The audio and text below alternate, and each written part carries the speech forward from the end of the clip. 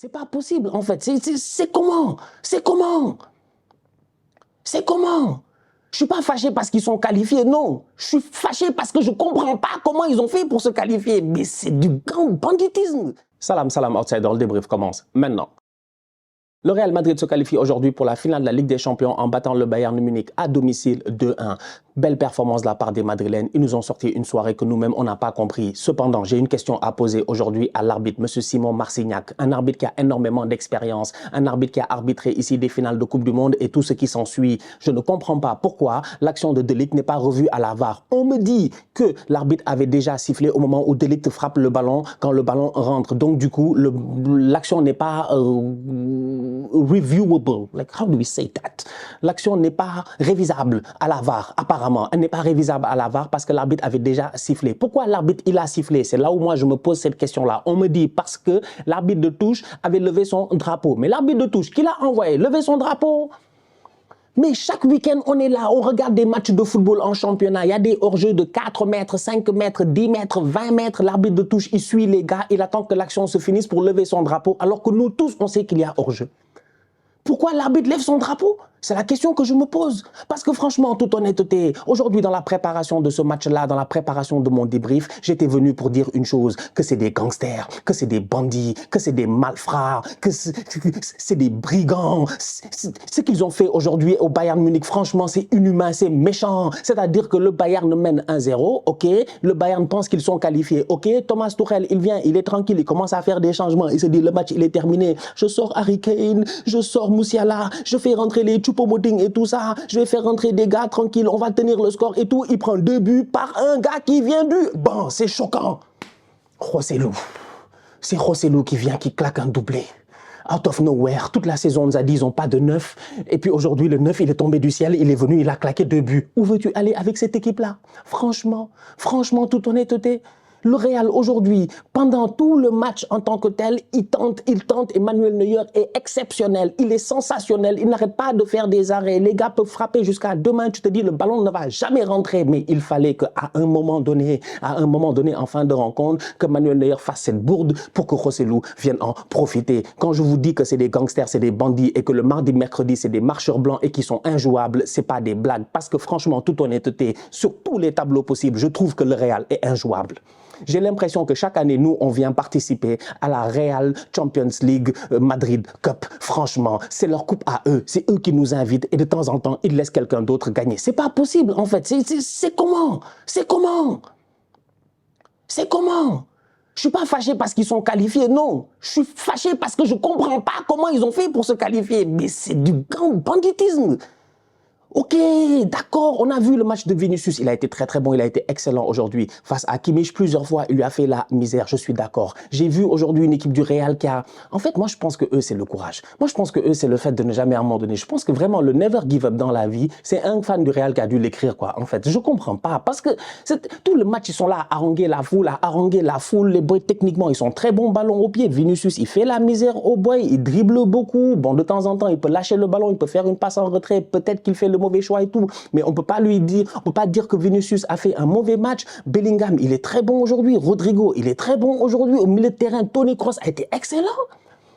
Mais il a été excellent. Il est là. Plus de 95 et quelques % de passes réussies. Il a presque jamais raté de passes. Toni Kroos est toujours là, mais en plus de cela, il est là aussi quand il faut presser. On a vu un Real qui a pressé haut sur le Bayern, mais j'ai vu aussi un Bayern qui a été très bon dans la sortie de balle. Moi, j'ai vu un match très équilibré.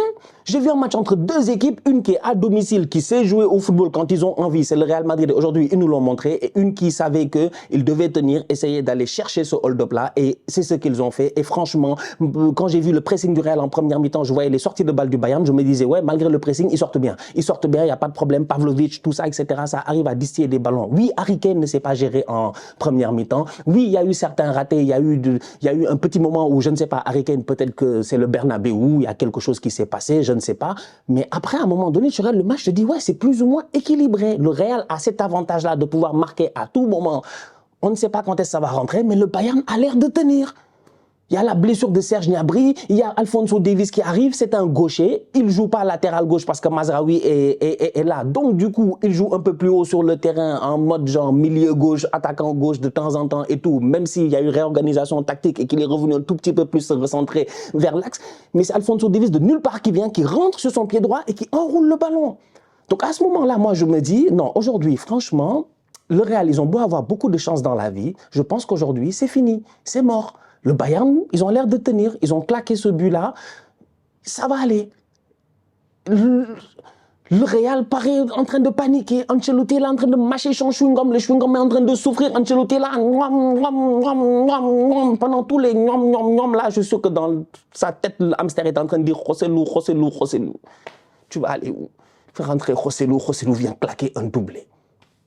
C'est le même Antonio Rudiger qui, quelques minutes avant, donne un super ballon. Quiconque a vu le match, il a vu super ballon, je dis bien, pour Vinicius qui n'arrive pas à cadrer, qui met le ballon en haut. C'est le même Rudiger qui se retrouve dans une situation là-bas pour donner le ballon, mais à la perfection, à Rossellou, qui n'est pas au jeu pour venir claquer le but. Mais c'est un effort collectif. Moi, j'appelle ça un effort collectif. Maintenant, mon problème, il est simple et je le dis franchement, c'est que à la fin de ce match-là, je me pose la question à savoir pourquoi l'arbitre de touche a levé son drapeau. Pourquoi il a levé son drapeau? C'est pas possible.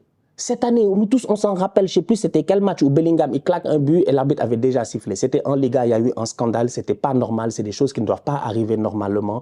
Je pense qu'on était d'accord sur ce point-là. Mais aujourd'hui, sincèrement, si les Madrilènes, à ce moment-là, ce truc-là les a énervés, aujourd'hui, en toute honnêteté, ils doivent comprendre la frustration des Bavarois. Je suis désolé.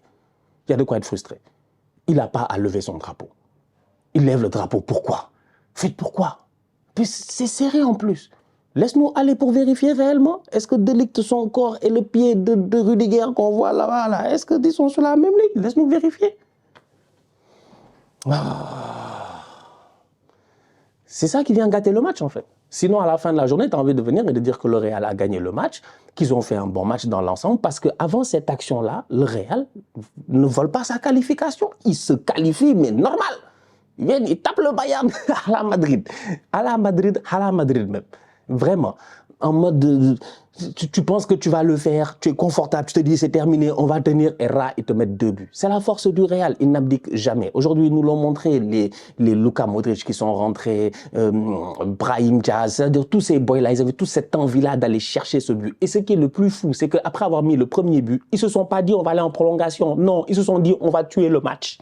C'est que le Real, moi, il me tape sur les nerfs, quoi. Mais ce club-là, ils sont injouables. Ils se sont pas dit. Quand je vous dis que le gars, en fait, le premier motivational speaker, parce qu'apparemment c'est un boulot maintenant, les motivational speakers. Le premier motivational speaker, c'était un fan du Real. Moi, je vous le dis, c'est un des grands-pères de Florentino Pérez. Parce que c'est pas possible. Je vous dis, il y a ça, et non seulement c'est leur compétition. C'est vraiment, je pense, chaque année, nous, on est invités à la Real Champions League Cup. On est vraiment invités à la Real Champions League Cup. On est juste des invités. C'est eux, c'est eux. C'est eux le gros au quartier qui a le ballon. Et par force, ils jouent tous les matchs. Et par force, il va être titulaire. C'est eux. Par force, ils vont en finale. Ah. Et il y a des soirées de Ligue des Champions comme ça.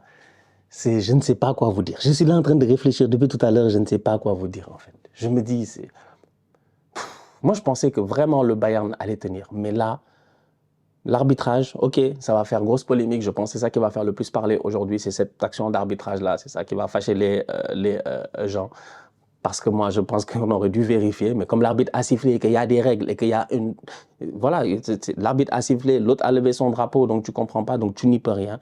Mais sinon, globalement parlant, je pense que le Bayern, c'est dommage, il peut avoir quelques petits regrets parce qu'il y avait moyen d'aller battre ces bandits-là. On sait qu'ils sont très forts, on sait qu'ils sont presque imbattables chez eux, à domicile en Ligue des Champions. C'est dur de les éliminer. C'est arrivé, City l'a fait l'année passée et tout ça, mais c'est difficile de les éliminer. Donc, franchement, j'ai envie de dire au Bayern que c'est dommage. Parce que je pense que ce soir, ils avaient les moyens plusieurs fois. Oui, Harry Kane a raté certaines choses, mais globalement parlant, j'ai pas trouvé Harry Kane si mauvais que cela.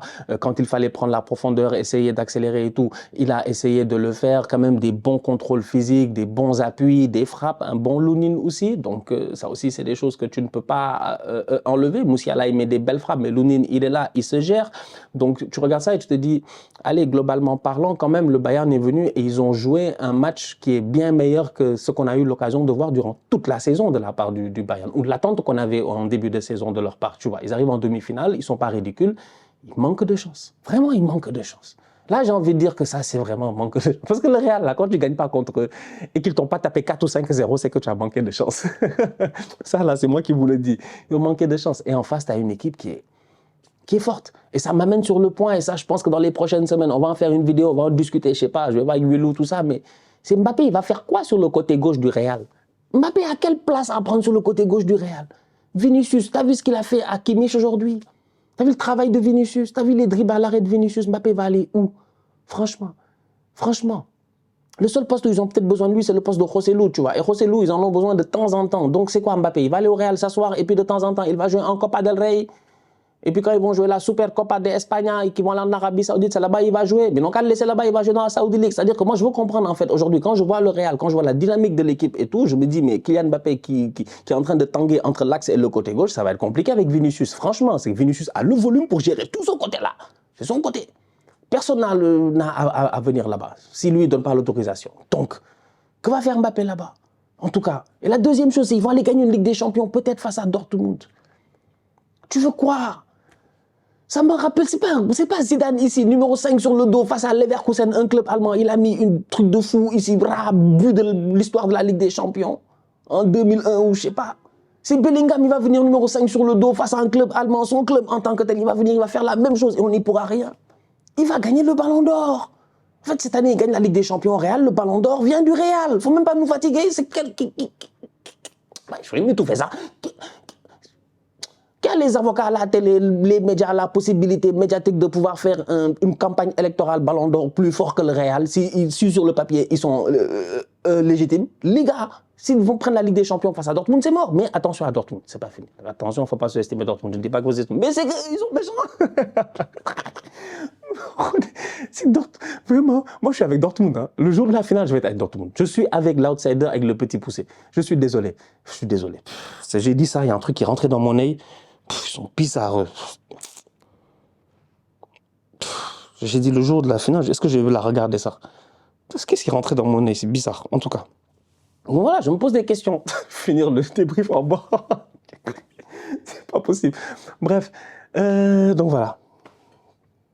Des gangsters, des malfrats, des bandits, des Thanos, des Shelby, des whatever, mec. Tous les antagonistes, les méchants, les trucs, c'est eux. C'est le Real. La famille, on se capte très très bientôt pour une nouvelle vidéo. D'ici là, on continue à liker, on continue à partager, on s'abonne, on s'abonne, on s'abonne. On est ensemble, on reste en santé, c'est le plus important. Tous outsiders.